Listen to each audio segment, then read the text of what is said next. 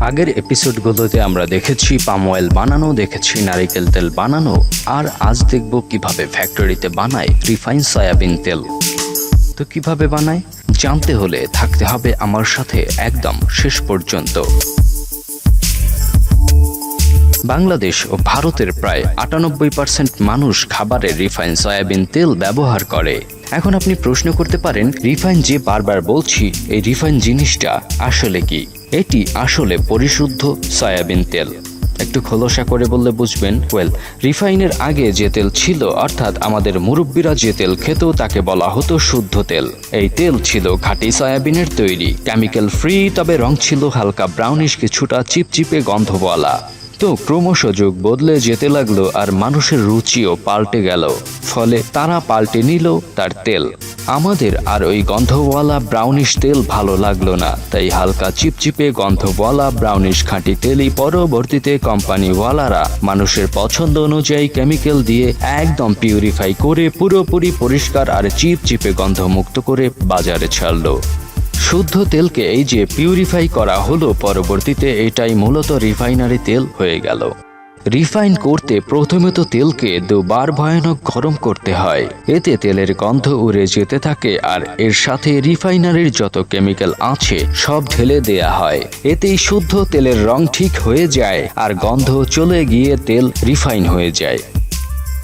মূলত এই কেমিক্যালের কারণেই বর্তমানে সয়াবিন তেল খেলে হার্ট ডিজিজ, প্রেশার সহ যত বড় বড় রোগ আছে সবকিছুর ঝুঁকি বেড়ে যায়।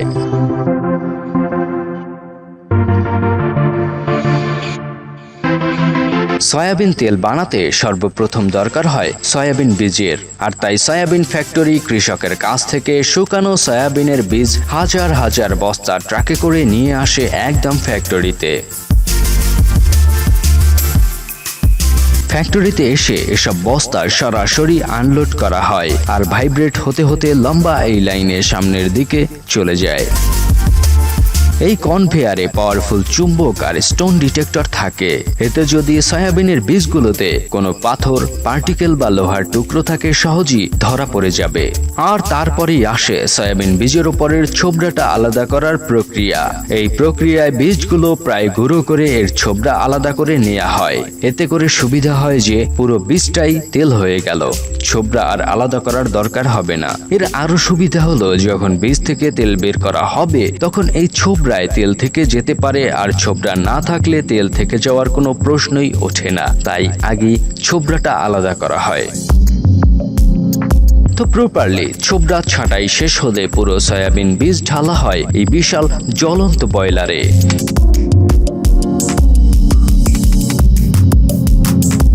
এই বয়লারে উচ্চমাত্রার প্রেসার বা চাপে সয়াবিন বের হয়ে যায় আর গরমে সাথে সাথে সমস্ত ব্যাকটেরিয়াও মরে যায়।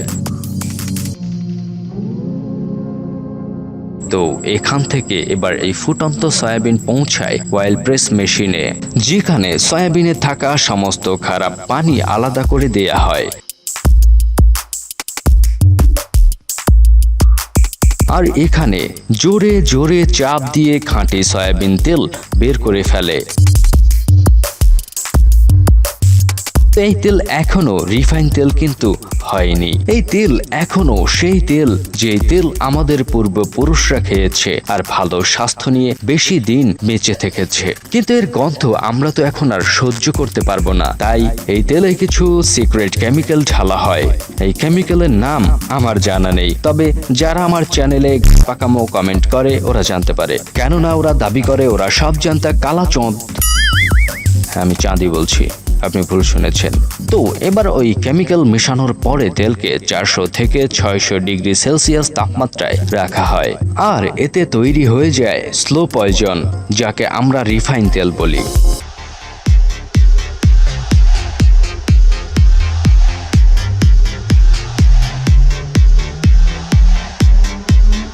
তো এই তো প্রস্তুত হয়ে গেল।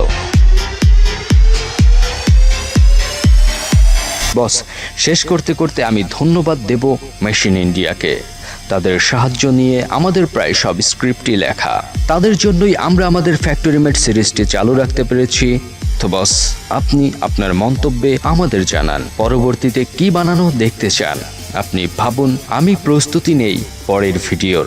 আল্লাহ হাফেজ। শুদ্ধতা